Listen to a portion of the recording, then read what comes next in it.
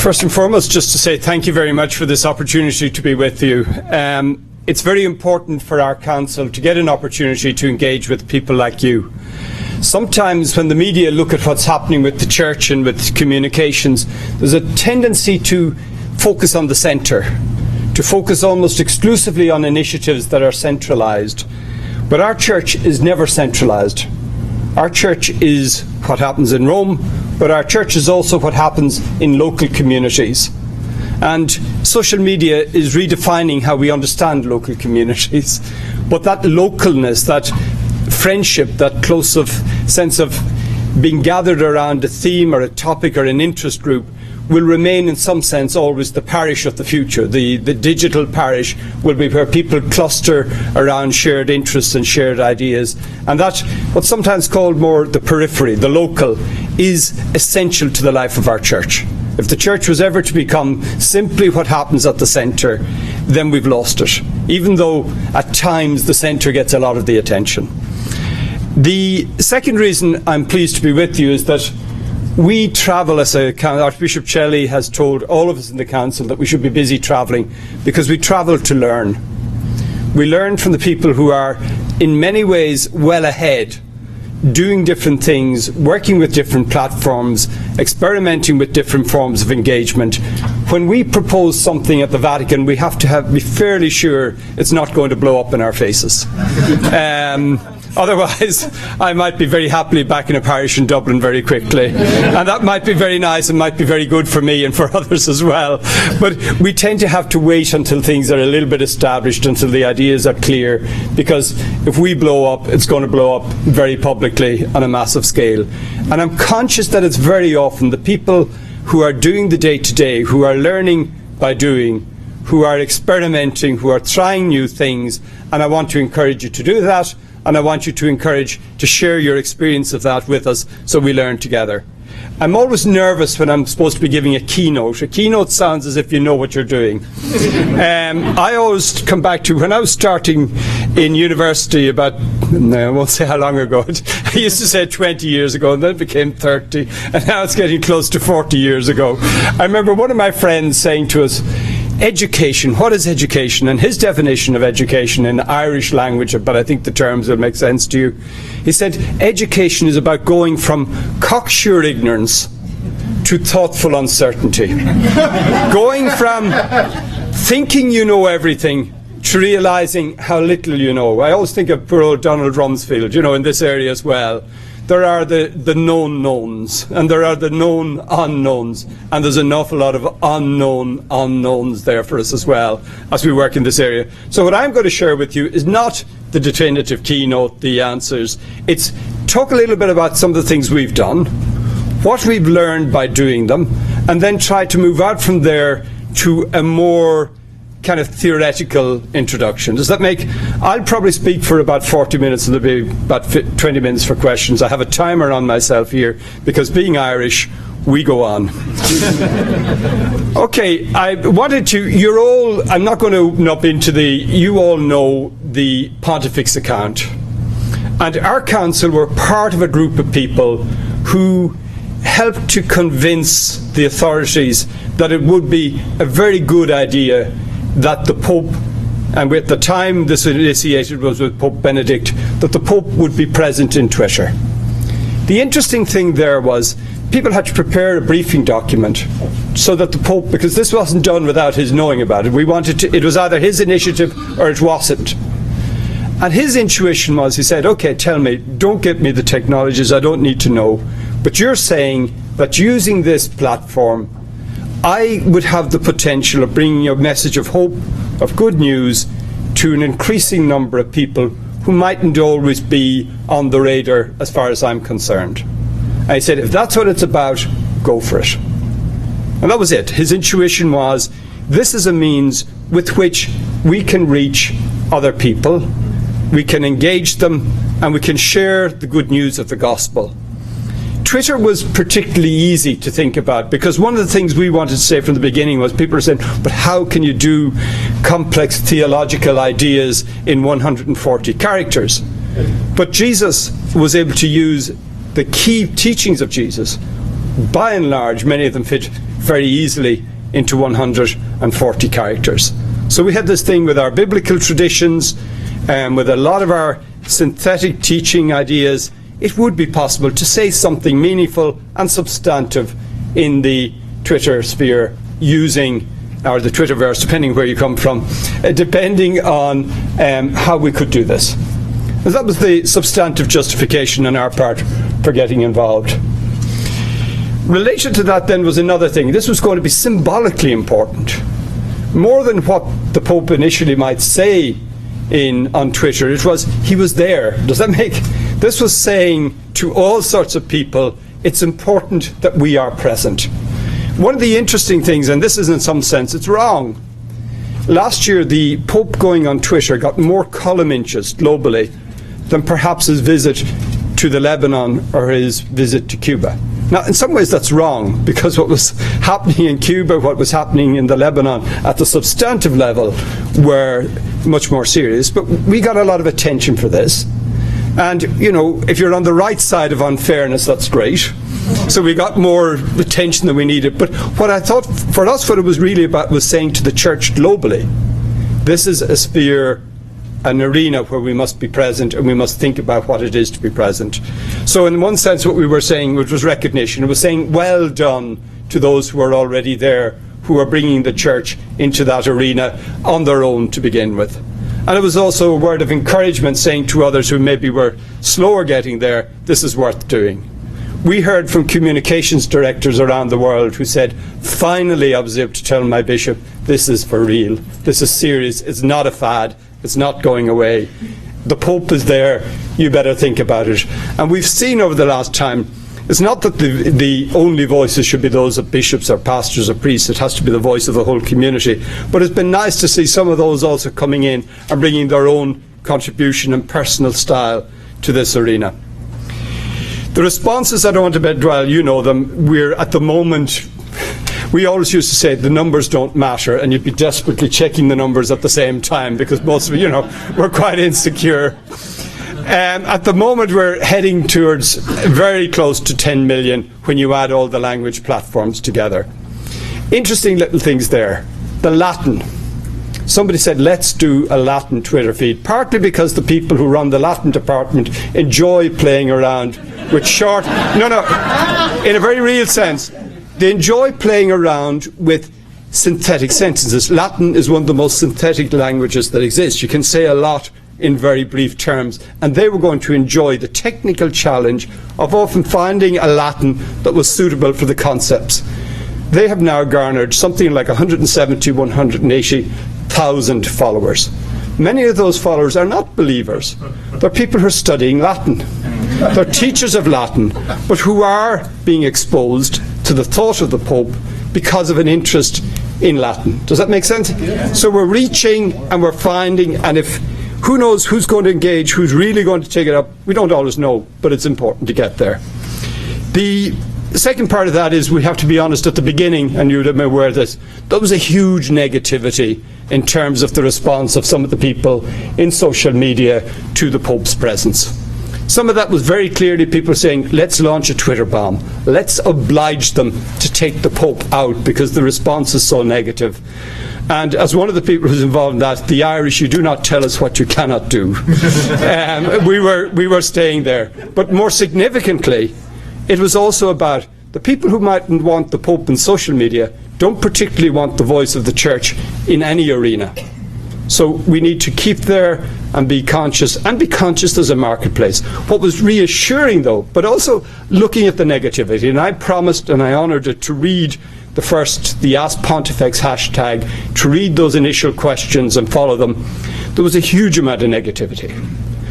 But some of that negativity was actually a way of frustration of people expressing genuine concerns. Does that make sense? You could learn something. You could understand why people were irritated and annoyed with the Church, or what the main upsets were, or what was keeping them away, or what was making them deaf to our message, because they were revealing a lot of themselves, even in what might have seemed on the surface extraordinarily negative comments. I'm not saying they all had that dimension, but it was worth doing it. It was also wonderful for my vocabulary in a range of languages. I don't get much chance to use it, thankfully, but it's there. The other thing that was very important was how people, believers, and not just believers, but people of goodwill generally, then kind of said, no, we can't let this win out. We also have to ensure that this domain isn't just going to become a negative arena. We have to build up a positive. If they're engaged in bringing it down, we're going to engage in expressing an appreciation. And that's where we want to thank people like you around the world who have your own initiatives to say, yeah, let's get in there and say something positive, and let's dilute the toxic materials that are in there and try and make this a good environment, particularly because we're conscious. A lot of parents who might have reservations about their children being on social media are happy to say he or she should be looking at Pontifex, my child, but if they're going to be exposed there to material coming to, we have a responsibility to keep that environment positive. And again, we got a lot of huge appreciation. We got appreciation from people who kind of said, I remember one blog, somebody said, look, now that I'm in there on social media, I remember the Pope was there with me, I kind of have to behave a little bit better anymore. We had other people who were saying, look, thank you for coming in and raising the tone of the debate. Thank you for making this something serious. And that wasn't just from believers. Okay, one of the weaknesses on the Pontifex strategy is the interactivity. What level of interactivity can we get? And I'm going to talk about this more as we develop along. The Pope follows himself. And that's a problem because it's a way, eventually he follows himself in the other languages to alert people to the other languages. And that's, I think, perfectly legitimate. Very difficult to decide where you draw lines for who you would follow, who you wouldn't follow. And also how meaningful it would be to say that the Pope was following when it's got with the level of volume. What we're trying to think about, though, is that the interactivity comes not from the centre, but from the local. And what we want is begin to think about what would it look for the church to build a capillary network. Does that make a kind of a network of where people will say, I saw somebody commenting, I saw somebody responding there, I think I have something to say to them, or I have something helpful to encourage them, so that the church becomes interactive, using the platform that is the Pontifex account with the amount of activity it generates, for us then to begin to work on how we can engage meaningfully with that. We've recently begun to get slightly in the business of analysis. We're not going to over-analyze this. The Twitter account was somewhat amateur almost, the papal thing. We didn't have the big marketing strategists or anybody in on it, and it worked because of a genuine sense that this is something authentic. But what we're learning a little bit is the patterns of retweeting is very gratifying. We're told that for a public figure, that's probably the highest level of retweeting you get in terms of percentage of followers, which means that the message, the people who follow want to hear the Pope at some level. The people who get retweeted may or may not. And maybe that's where we're reaching out and touching the hearts of people who might normally choose to expose themselves to gospel messages or to the thought of the church. And that's where Archbishop Celli uses the image of the scattering of the seed. You don't know where it's going to end up. You don't know, sometimes fertile ground, sometimes hostile, sometimes somebody's going to flick through it and not even notice it. But the possibility there that a word, and essentially a word that will always be rooted in the good news of the gospel, is going to touch the hearts of somebody. We're interested in the patterns. We kind of became aware of one little mistake. If the Pope's tweets were coming at midday in Rome, that meant people on the west coast of the United States, if it happened during the night, or might not get as much. Whereas if we can hit you during your working day sometimes, then you might retweet. So we're working and learning on that sort of thing. The hashtag idea, twice or three times we've used the hashtags around Rio. There was a lot of activity, but the one that we were particularly pleased with was the prayer for peace for Syria. Because there was an event that the Pope really cared about. The Pope wanted to get the world's attention to this idea that we should stop and pray for peace, that there had to be a more imaginative way to respond to the horrible things that happened in Syria than just responding to further violence. He wasn't necessarily getting the traction or the attention in the mainstream media that we might have wanted. And said it was almost like the hashtag became a point of contact for Catholic communities and believers around the world, to get that message out there. I've talked to some of the people at the bishops' conferences who said the Pope made the announcement on a Sunday. The event was going to happen the following Saturday. Most people had been in the church on Sunday. How do we get the message to them? Our parish newsletters were out and given, and the hashtag created this almost subversive network of people who are getting the word out there, even though it wasn't getting a huge amount of play in the mainstream media. So maybe we'll learn together from that. Now, take your ideas after. Apart from the formal questioning, I'm going to be around for the day. So do come and with ideas and suggestions, or send them afterwards. What did we learn? And this is a serious one. For people who work in church organisations, one of the things we learned for all our planning, we were lucky on one thing. We went with the generic title. Pontifex, at Pontifex. So when Pope Benedict stepped down, which we had not foreseen was going to happen, we didn't have to let go 2 million followers or reposition everything. And actually, the way the Pontifex closed down the tweets as the Pope stepped down was very much what was happening was a digital realization of what was happening. It was reflecting the played out reality we were witnessing in front of us.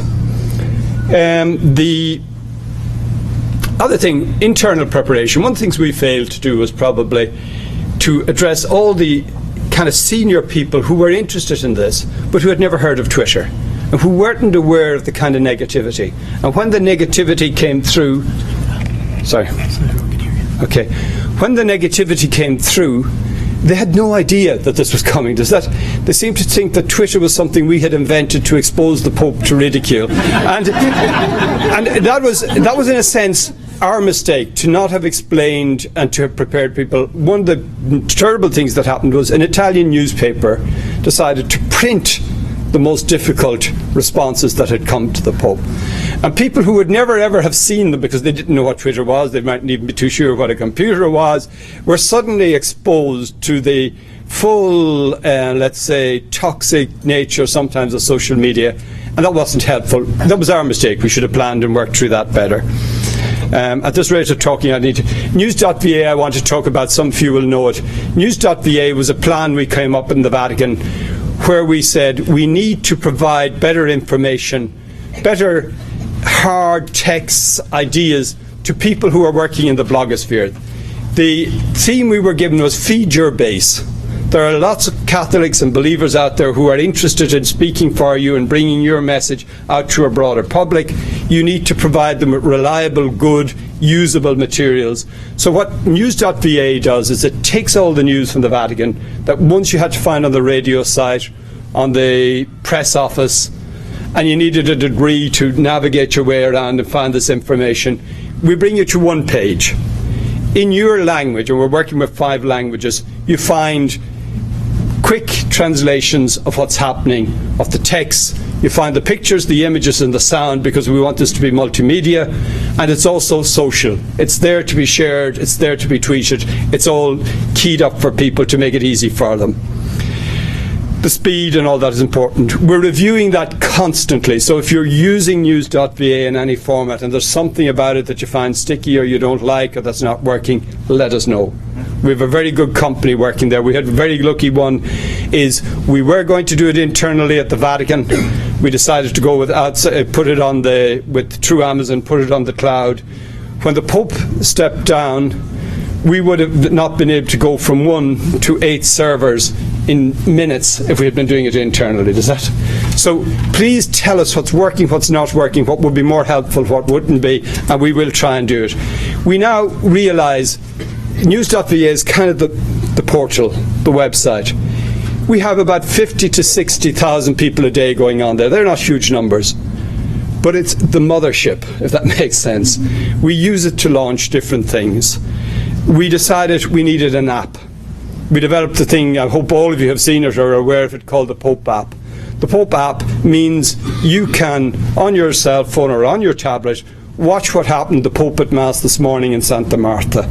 You can see what's happening during an audience. You can watch events live. it's, one person facetiously put it, the Pope in your pocket. This Pope is in nobody's pocket.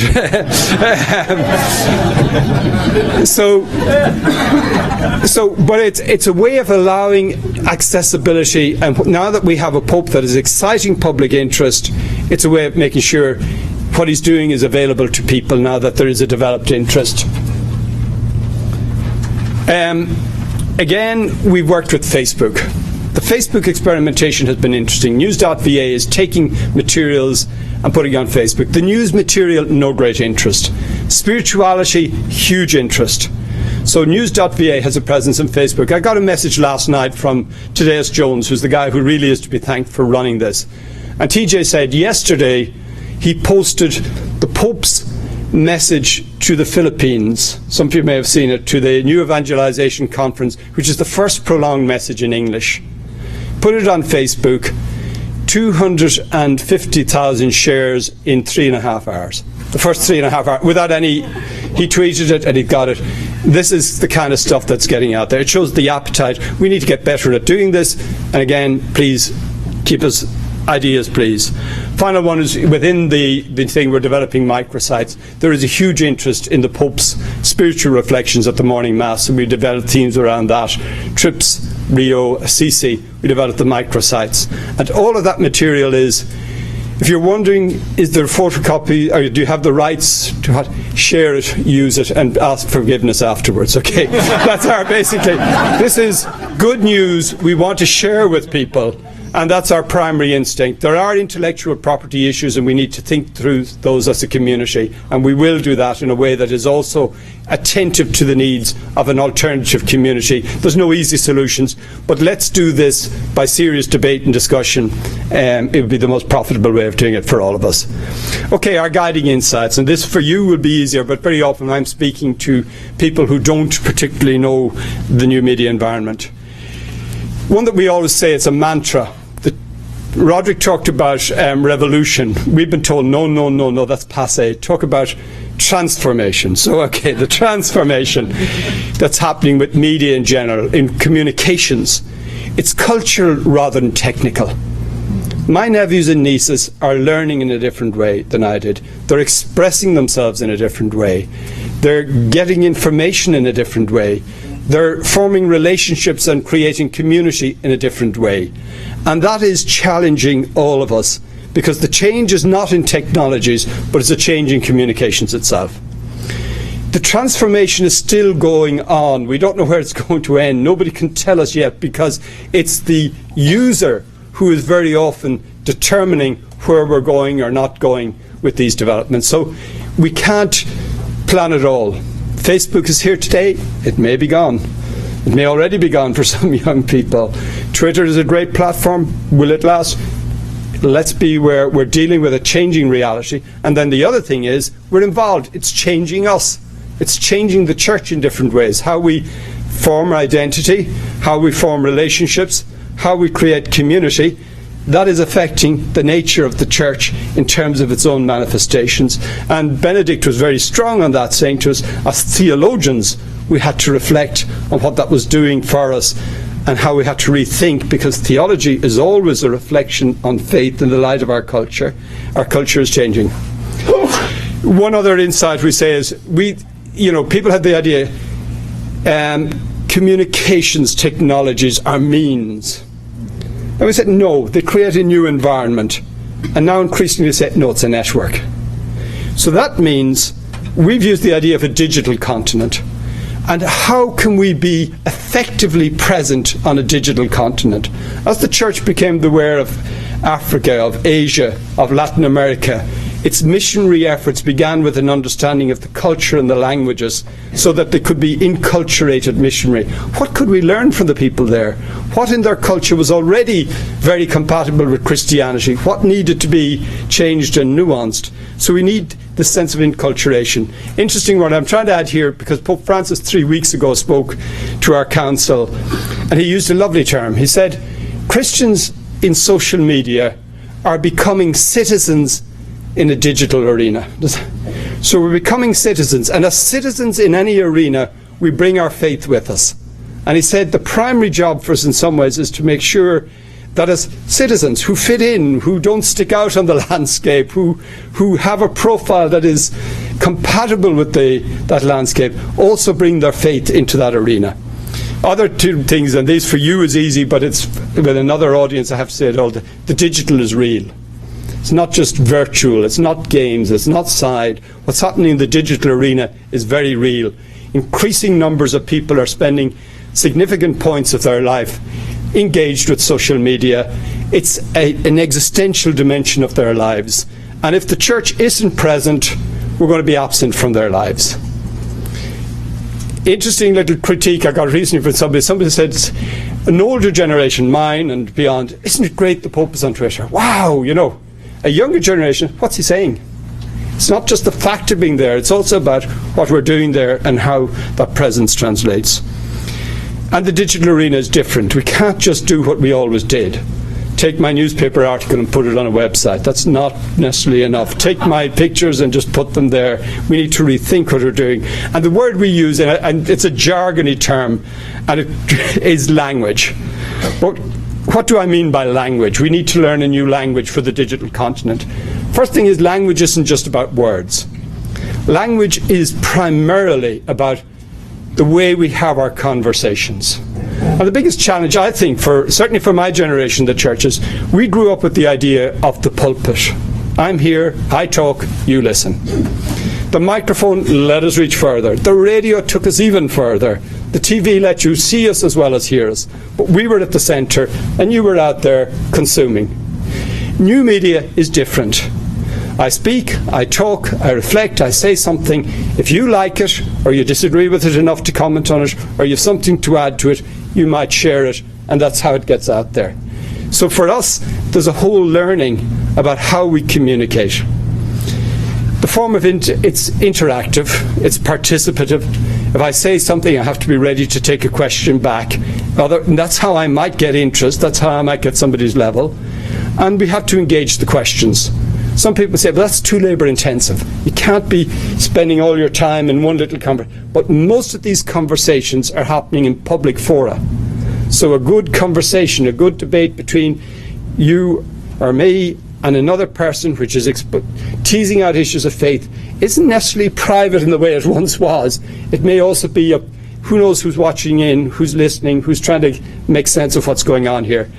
The Pope, to our council again 3 weeks ago, said, what should we be doing as believers in the digital arena? And he privileged 3 words. This is his tendency to pick the 3 words. He said, we're there to listen, we're there to converse, and we're there to encourage. He gave a very strong idea of people in our world today who are struggling in all sorts of ways and who have need for a word of encouragement. Next thing is the modes of communication. As a church, we've done texts very well. Encyclicals, letters, interviews. We've done texts very, very well. And they are important. By training, I'm a theologian. I've worked all my life in theology. And for me, texts are hugely significant, and parsing and analysing words is part of what I do. But what I have to realise in a digital arena, the amount of time people are going to spend working with a text at the beginning is low. We need to hit them with words, images and sounds. One quick little image here is, as a church, before we were literate, we were very good at communicating with art, with music, with stained glass, and with beauty in general. And one of the things I think that we need are people who are creative, who can engage not just the head, but the hearts. Lovely little thing from Pope Benedict 3 weeks ago. He said, part of our job is warm people's hearts. People are finding it's a cold, harsh, difficult world. Lift them, give them hope, give them something that lifts and gives them pleasure. Vocabulary is another issue. Many of the words we use. Evangelization itself, reconciliation, salvation are not entry-level words. People have the icons we use do not presume we know what we're talking about any longer. I was teaching in Dublin until 6-7 years ago, and as a teacher you learn very quickly, don't presume Lent immediately jumps at everyone. Don't presume, and that's in Ireland, Don't presume all our categories are immediately relevant. I remember somebody saying Vatican II, as far as most younger people today, was probably the Pope's second car registration or something like that. You know, that we need to be careful. But again, for people like myself who don't want to lose the theology, who don't want to lose the language of liturgy, this is entry level. If we engage people, they may come with us in a journey where eventually they get exposed to different and rich ideas. So we're not abandoning, but we're saying we need to speak the language that reaches and touches people's hearts. A related issue, and that one is presence. Most of our best communication is not just with words, it's with who we are. And that's threatening, because it means often we're communicating more when we're not attending to it than when we are actually thinking about it. So people judge us on what they see and what they understand about us. So therefore witness has always been a very privileged way in which we communicate the gospel. And the great way of witness is a sharing of ourselves. Again, Pope Francis 3 weeks ago said, what we have to think in the digital and the social media is we're on a journey with other pilgrims. Everybody's on this journey. We shouldn't be way ahead of them, or we shouldn't be way behind them. We walk with them. Where is the pilgrimage taking us? And he checked himself here, because he was saying something like, we need to bring Christ to others. And then he kind of said, maybe better to say we need to bring others to meet Christ. That we accompany them on the journey, we don't get in the way. To do that, we have to have a renewed sense of who we are, our own authenticity, our coherence, our respect for other people. It's the way we behave, it's the kind of things we say, it's the patience we display, it's the tolerance we exhibit, it's the civility we aspire to that might engage others and say, there's something genuine and worthwhile about this person who's engaging with me. Not for our own sakes, but so that they may feel drawn to listen and to engage with what we have to say. Here, I want to talk about, this is our term, devolved interactivity. This is where the church needs to see what the debates are. And as individuals at all sorts of levels, we take responsibility to engage with other people in a language that's appropriate to them, in a cultural context that works for them. So that it's not just always the Pope talking, that it's each of us bringing our voice. So who do you say that I am? We need to be able to authentically speak of faith and our belief to people we engage with, including social media.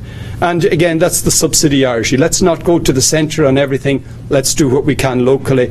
And a lovely idea again from Pope Francis 4 weeks ago, home, an idea of home. We need to keep this idea of being at home with people. The landscape of new media or social media, and again we're told never say new media. You're revealing your age when you say new media. This is just media for a vast majority of people. Stop saying new media, say, okay, that'll probably change in a few months, so we live with it. But the landscape is, somebody said the social media landscape is peer-to-peer, it's free and it's open. That's not the immediate description of the church at times. But what we need to realise is we're in an environment where authority is different. Although I think authority is still important, because celebrity has almost replaced authority. Pope Francis is a celebrity as well as an authority. And that's what we have to unpack what that means. There's plus in that.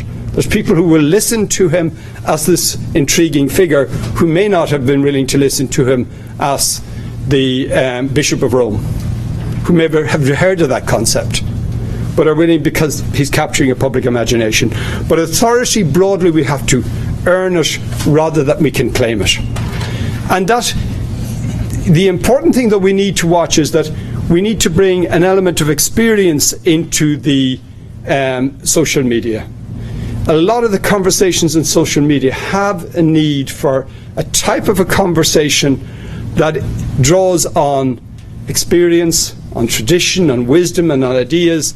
If we think about the concept of friendship itself, which is at the heart of so much of the interactivity on Facebook, we have things to say about what real, lasting, enduring and life-giving friendship is. we have something to say, and we have an experience that is worthwhile and is needed, and an expertise. And therefore, one of the terms that we sometimes use about giving the internet a soul, I think we need to be careful with that term. It's not that we are the soul of the internet. No, we try and provoke discussions and debates that get people reaching into deeper discussions. Does that make sense to you?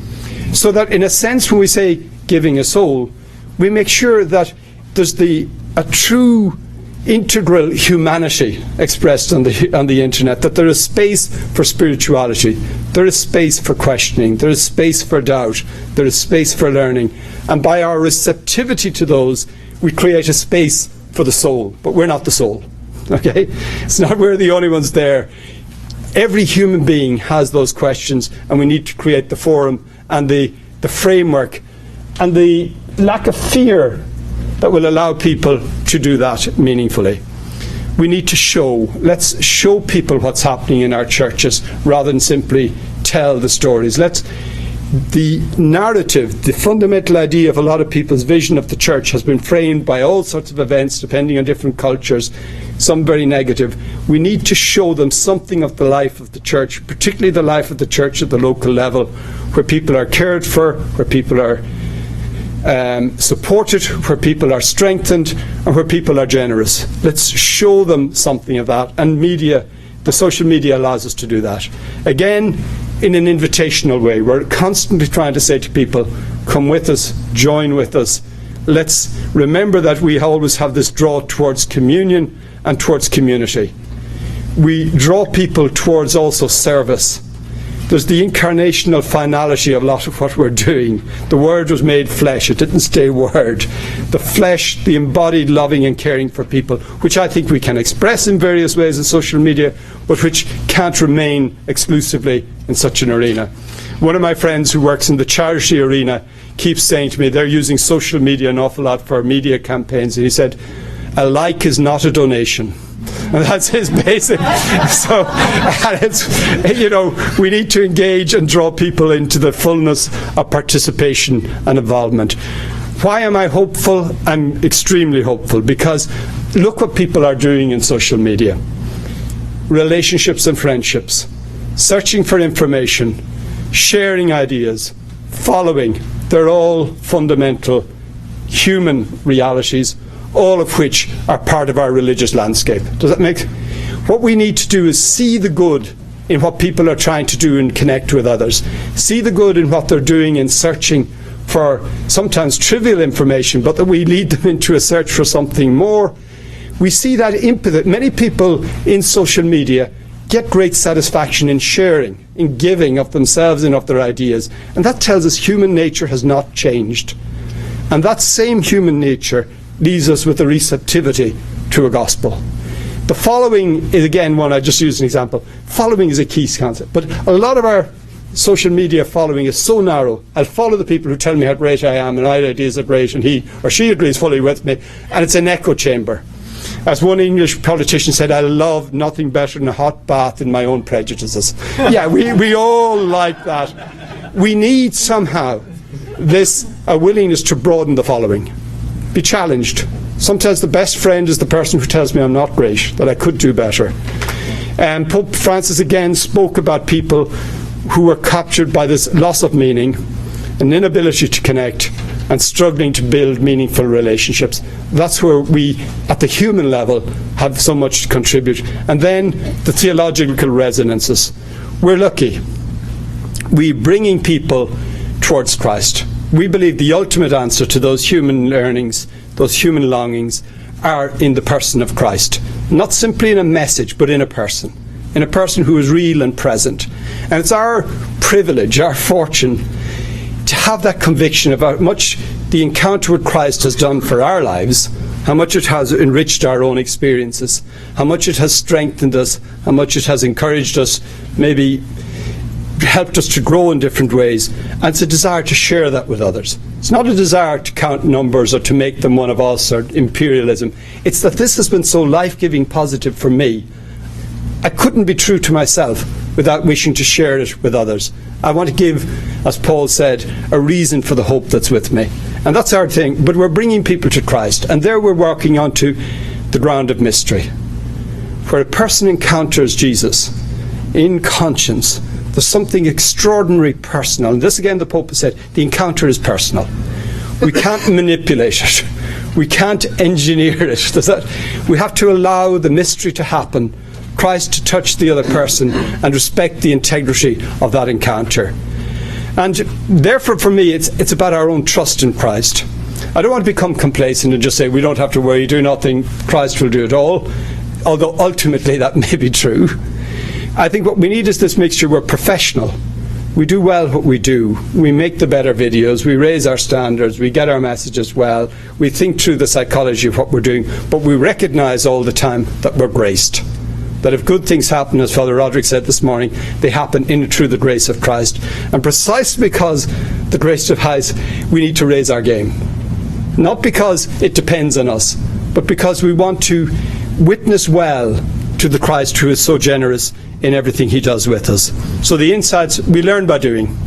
Innovate, then think about it, and look at the mistakes and tell us about the mistakes as well as the things that went well. Okay?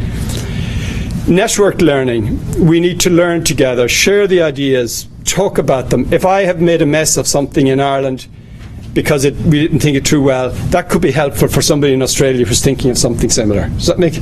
Let's get the network going. The church is a network. We're a community of communities. We already have an easy fit to the digital arena, which people describe this as the glocal. It's a term that's nearly gone out of fashion now, which was global and local at the same time. And most people, when they have the social media, they're looking for things that are very close to them, and occasionally they're looking at wider questions. We need to have a church that responds at those different levels, but we need to rewire what we do, the resources we have, and we need much more collaboration.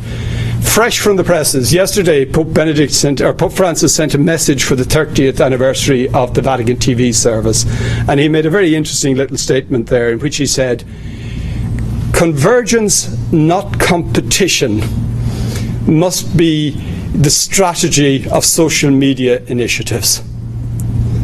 Convergence, not competition. And that's technical convergence, but it's much more a convergence of heart. It's not my show, my operation, my network, my followers. We bring them together because we belong to a church and we work together. I want to get this one. I had to get the Irish language here on the board somewhere, which is about taking risks. Let's not be afraid to take risks. There's a saying in the Irish language, Mull an óige agus chucki siad, which simply means praise young people and trust them, and they'll rise to the occasion. So we need to have that investment and that's difficult in a, but it's trust and learn. Also, no fear of mistakes. We've talked about learning a language. Any of you who've ever tried to learn a foreign language realize that in the early stages you make the most horrific and dreadful and terrible mistakes. And if you don't make them, you don't learn. And if you want never to learn make mistakes, then you never speak the language. So let's not be afraid of telling the mistakes and sharing them and learning from them and raising our game from them. And then the final thing, I think we have to look at this is more when I'm talking to people with management response. I say we need organic development. We let things grow, see what flourishes out. Every week I have people coming into the Vatican who want to sell us the definitive plan for how the Vatican can strategize and do it all. No master plans. Why? Because they're not good ideas. They don't correspond to our reality, which is not centralised. And also, nobody knows what's happening. Things keep changing. So we say, no gurus, no master plans. And this one, travelling light.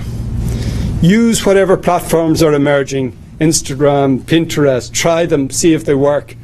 But The Economist magazine recently gave a bit of advice on social media, and it said, a very interesting one, it said, be promiscuous.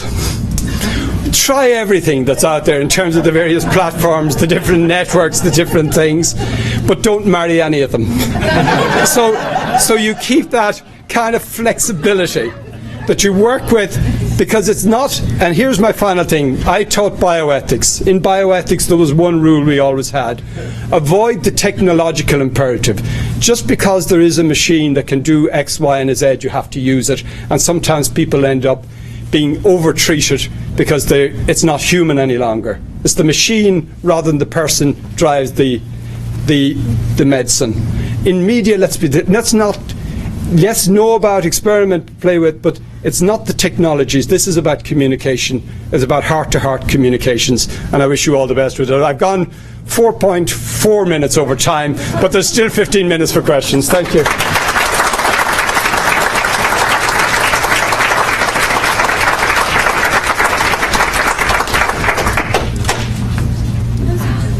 So if there are questions, I'm happy to try and take them. Okay, 1, 2, okay, 1. I wasn't raised a Christian, and my impression of Christians at that time was that they were weak and soft. And you spoke, and that's kind of what I encountered. You spoke a lot about tone, and it seems to me that when you engage in somebody's comments on an article or something like that, you need to show that you're not weak, you're not soft. But of course, the risk with that is kind of demolishing. You want to show the answers, you want to show the strength, you want to show their errors, really. But with your emphasis on tone, what would you say in that respect? Okay, 2 things on tone is I think. Briefly repeat the question. Okay, I'll repeat the question. This is the one about tone. If somebody's saying something silly or stupid, we need to correct them, if I hear you right. And sometimes we have to be strong in that. We shouldn't be afraid of correcting. And there's a question about tone there. What I would say on that is sometimes we also have to think about effectiveness, and a very strong reaction, while it corrects the essential message, might crush the person. Does that make sense to you? Or makes us look a bit shrill and not so nice to engage with. In moral theology, we make a distinction between objective and subjective morality.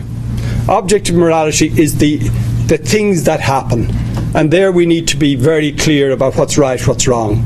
But subjective is the person who may be doing something wrong without the awareness they're doing something wrong.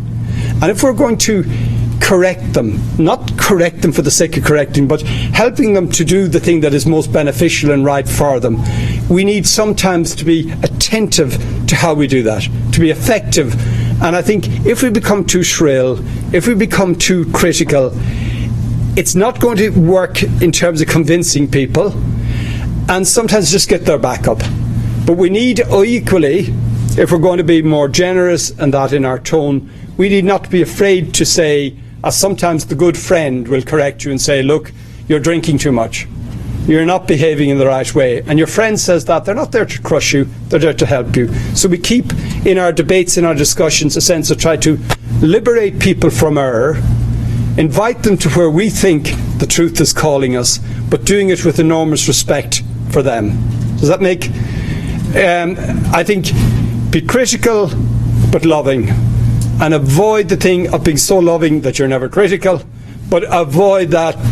And again, as the friendship develops, sometimes you engage the person, and then when you've got their trust, then you raise a question about something. And I think it's conversational. One thing I always say is you don't have to do it all in one go. You begin a conversation, and the best conversations in life happen over time. So we shouldn't be afraid to correct, but correct for the sake of the other, not for my winning the argument, for the sake that everything we do is for the sake of the other. We want to share the gospel with them because the gospel is liberating, it's life-giving, and it strengthens individuals and it builds up society. And if we can keep that tone, we will do slightly better. There was some, yeah? And then let's assume that you've got the right tone and you know how to do apologetics and you're theologically grounded. I've had lots of pastors come up to me and they're just afraid to get on Facebook, to get a blog out there, to start tweeting because there'll be a lot of very negative comments, and a lot of them. So then that becomes an issue of, do you address everyone? Do you delete some? What did you do with all those negative tweets that came to pontifex? Okay. I mean, how do you handle it? I think my instinct is, if you keep responding and correcting and going after the people who are saying the negative thing, okay, they're defining you and your message. What you try and do is rise above it. Keep the positive going, okay? Okay, on the whole thing of removing comments and stuff like that, there's issues there. If I'm doing something personally, I don't care how negative people are about me. I'm thick-skinned. I was a teacher for many years. I saw ratemyteacher.com. You know, it's. I thought everybody loved me. I thought I was the greatest teacher they have. You know, I thought I was a very kind marker. And I discovered that I was the hardest marker in the whole university I was teaching in, according to my students. But and there's learning in that, okay? It's not easy learning. The difficulty is if somebody comes in and on that space that I've created says something negative about other people, then I have a responsibility. Or if many of our church environments, our church social media initiatives are going to be ones that people feel they can let their children into, we need to be protective of those environments.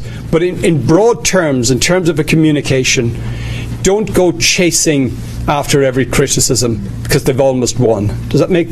So would you delete, for example, an ad hominem sort of nasty remark? It depends. I often just let it sit there and it'll flush over. And what we felt with the Twitter thing with the Ask Pontifex, the negative stuff dominated for the first day or two. The positive stuff came in, dilutes it. The people who had decided that if they came in strongly enough and often enough that the Pope would withdraw, stop doing it because they saw he wasn't going to do it. I don't want to encourage them to start doing it again, so we'll keep that among ourselves. But they're not as strong for the moment. The person who came in from the pub at 4 in the morning and was in bad form and fired in the 50 or 60 tweets, yeah, they're not taking it seriously. Let not us them take them too seriously either. Does that make, and I think but that's for the individual. As institutions, there's another responsibility where they say nasty things about other people, and our leaving it there could be seen as endorsing it, or our creating an environment, allowing an environment to come that's not safe for others. And this is stuff we study. We have, on all of that stuff, on the social media space, there's two issues. There are debates there for governments and for companies about what they allow and what they don't allow. But more importantly, and a point we would try and make is, everybody talks about user-generated content, but there's also user-generated culture. And if we can up the debate, up the standards, maybe that old thing about helping create a soul, maybe we have a call to conscience in social media. We try and appeal to the more noble in people that social media has the potential to allow for a global discussion, debate. Next year's message on social communications will be on encounter. It can become a space where we come to meet and know and understand other people at the interpersonal and in the intersocial arena. But it's up to us to raise the content, raise the culture, and let's focus on the positive. Otherwise, they've won. Yeah, just yes, and then here. Yeah. So I haven't figured out Twitter yet. Friending the Pope on Facebook has helped my prayer life. In the morning when I do morning prayer, he's there, and it causes me to reflect. On a practical note, my question is, how do I take the Church Weekly Bulletin and put it somehow where people will read it using some of these tools? I think what a lot of that, I think, is what that is. It's up to you. You have a circle of friends. You have a circle of people who are your friends on Facebook. If you were tweeting, the people who are following you there. Don't be afraid, if it's appropriate, to draw stuff to their attention that you think is important and worth sharing with them. Do it selectively, because I think if somebody starts sending me something every week, I just go bong bong. You know. Yeah. Use it selectively. Use it don't be dogmatic. If you have the capacity to do it with a little bit of humour, great. And that's where the church is lucky. We have people who'll be sharp on sharp analysis. We'll be people who'll be able to use humour. But the future for us is that what we will try and ensure is at our end that there is good content there. There are good ideas. There are life-giving materials there. And then it's up to you to bring those out into a wider debate and discussion. I don't know if that helps you. So again, in lots of places now, people in developing their parish newsletter on their diocesan communications are going with bite-sized things that people can use and share.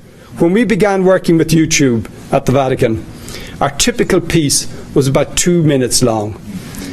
We realised for now that, no, get it down to about 15 seconds and people might actually, does that engage more with? And I know that's very entry level. The single biggest thing that has flown in the Vatican was the Portuguese Facebook presence of Vatican Radio. Without waiting for permission, released that photograph of the Pope setting the pigeon free. Most of us have seen it at this stage. Saw something like 600,000 shares in the first couple of hours.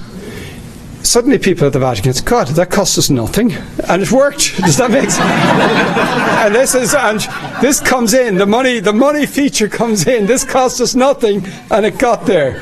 The selfie, the young kids who took, I mean, we couldn't have, we could never go, Holy Father, we would like you to consider that, you could never have happened. But somehow, and the interviews, the spontaneity, some of these things are just working very well. And we need to, as a community, say, okay, there's a positive mood out there. People who are against us are a little bit more interested. I mean, I don't know about you, but I get walking around like this and people are saying, love your Pope. Well done on your Pope.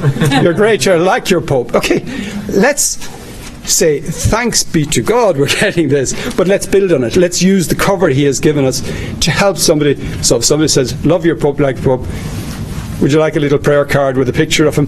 People are there, and it's not proselytizing, it's not, they want it. I'm walking down at this session. I'm walking down for lunch, and there's a place that sells bread near me, and there's these two women that would frighten you. There's tattoos everywhere, and I'll go in, and they said to me, we really love this Pope. And then the person said, would you please, Father, would you bless my tattoo of a cross? And it's somebody in their way is looking for some. I see a hard, difficult person. You realise there's a vulnerability, there's a sensitivity, there's an openness there. Let's be pilgrims. They're on their path. They might be a lot stronger than actually I think I am myself, but let's be with them and let's share them, because what the Pope is bringing us all to is saying, look beyond ourselves, look out there and make sure that people are aware of the good news of our gospel. Yeah. Sorry, just ironically, I had a blog post coming out in a couple of weeks about how to make your bulletin more effective online. Yeah, okay, great. My question is, so I'm a millennial, and you talked a lot about, or you touched on. I'm not. I didn't say it. You touched on visual communication. So in my industry, I work in social. So, the Instagrams of the world, Vine, short form. Yeah. What I would call snackable content is really important. So how is the Vatican? What we're doing on that is we have various levels of officialness. So we work on some of the more peripheral presences we have to begin with.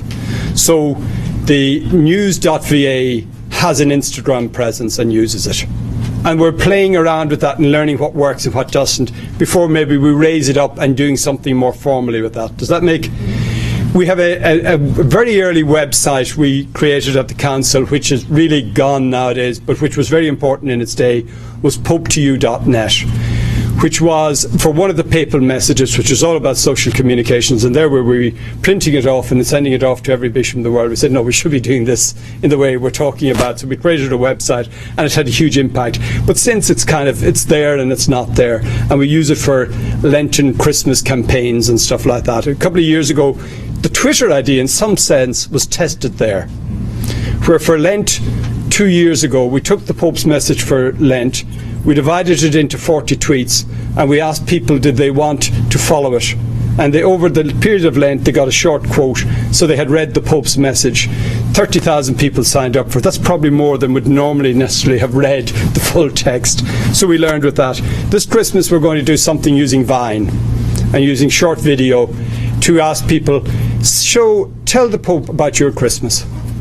It could be a little clip of your school pageant. It could be a little clip about your crib. It could be something about your parish celebration. Just show us something nice about your Christmas. And let's see if we can get a sense of, and it's not just about communicating information, it's about, can we build community and a sense of well-being and enjoyment around that? And then might the Pope engage? And that's the next step. Okay? Okay? Yes? Is there a kind of Vatican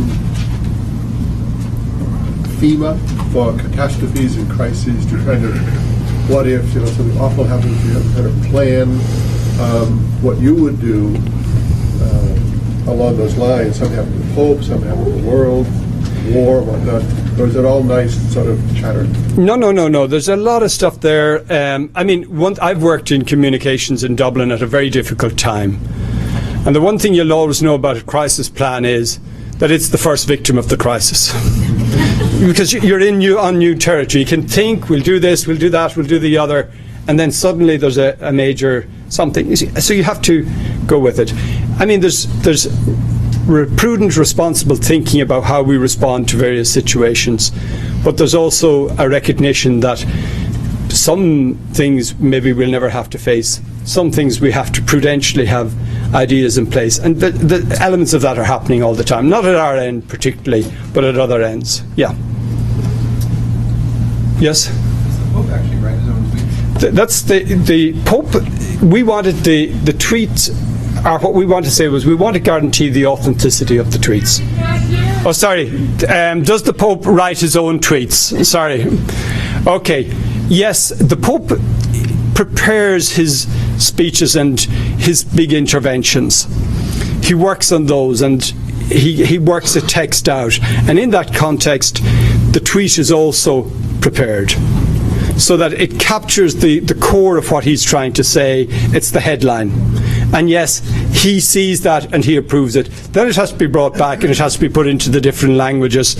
And sometimes that's a problem, because what fits nicely in Italian may not fit so easily in English, and get us to German, where any respectable word is 140 characters. And we have, but what we've said is, and it's genuine, is the tweets are coming from the Pope. And there are times when he is saying, I want Twitter used, the pray for peace, and so he said, I want all of that used. And the other interesting thing that's happening, it just says that the Twitter thing has had an interesting impact. For lots of news agencies around the world, they're doing a short clip, the Pope today said something or whatever.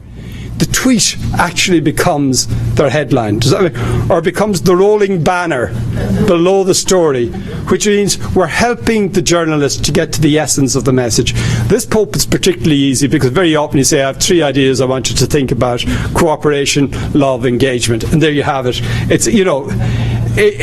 But yeah, that's where the things are coming from. Yes, Father Corey. Of course, the clergy and religious who are here today, we understand the need for our parishes, our official organizations in the church, to be on these media. But how do the lay people who are here, who may have a pastor or someone in their parish who might not understand, how do they help them explain it, the need for this to them, to say that parishes should be doing this, we should be out on these media? We did one a few years ago. About 3 years ago, the Pope did a message on calling on priests to engage with social media. And we decided to use the Pope to you.net site, where there's a lot of young people come on board, saying to them, here's a facility allowing you to share this on Facebook with your parish priest. Here's a facility allowing you to tweet it to your parish priest. Here's a facility allowing you to email it to your parish priest. And then finally, here's a facility that allows you to print it off and bring it to him. Okay? And so the encouragement is there. Okay? It's about incentivizing. It's about helping people. People are busy, have lots of things. A lot of people my age and older kind of say, that's wonderful now. What I have will see me out, and but we're not going to be present. And it's not just about me, it's about helping. And it's so, rather than saying you have to do X, Y, and Z, you say, we'd like to do X, Y, and Z. Will you bless it for us? Will you give us the permission? Will you seek to understand it? So it's a collaborative, and the thing in that message, the Pope was saying, I don't want priests to be technicians. That's not their call. The call is for priests to be able to bring something of the Spirit of Christ, and to ensure and to work with lay people to ensure that those who have the technological skills also have that theological nuance. I better stop. I've gone way over time. So thank you very much.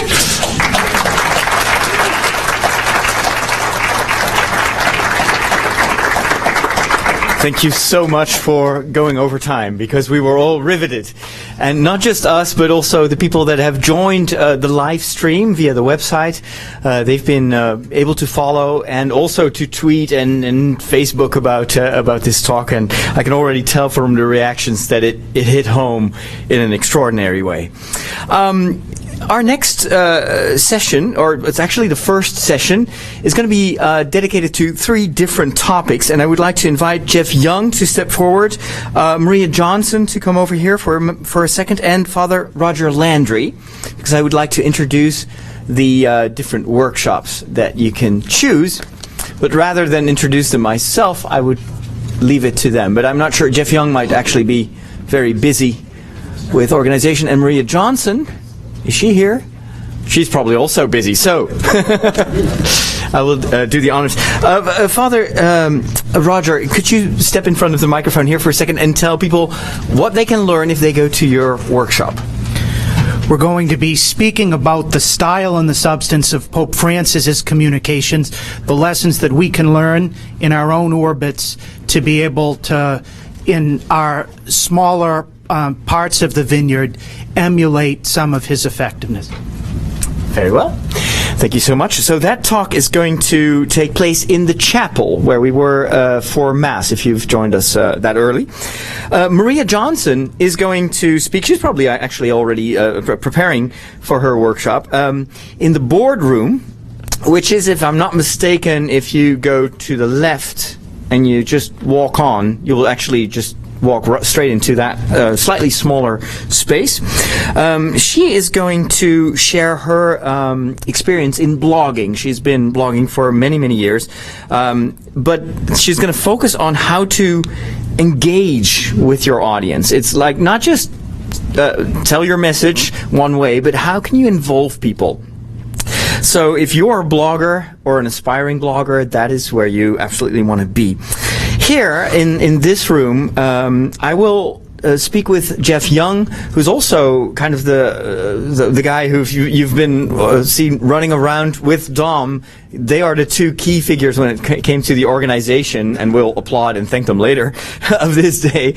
But he's going to share with me some tips as to using audio, internet audio, to spread your message. So whether it is web radio or podcasting or even short-form radio and short-form audio to engage an audience. So if you're interested in that, you can just stay here.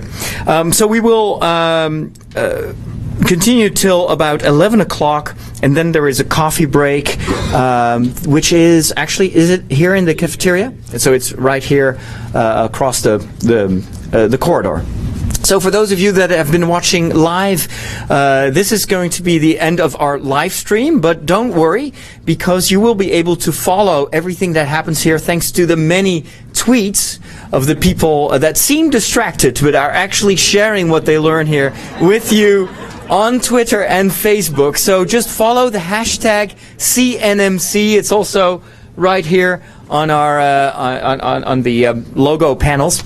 So, and then of course we have the website of the Archdiocese of Boston, and also the website CatholicNewMediaConference.com, where you can find more information, and if you're interested in having the recordings, you can even order them there. So thanks for your attention. Hope you enjoy the rest of the morning, and I will see you soon.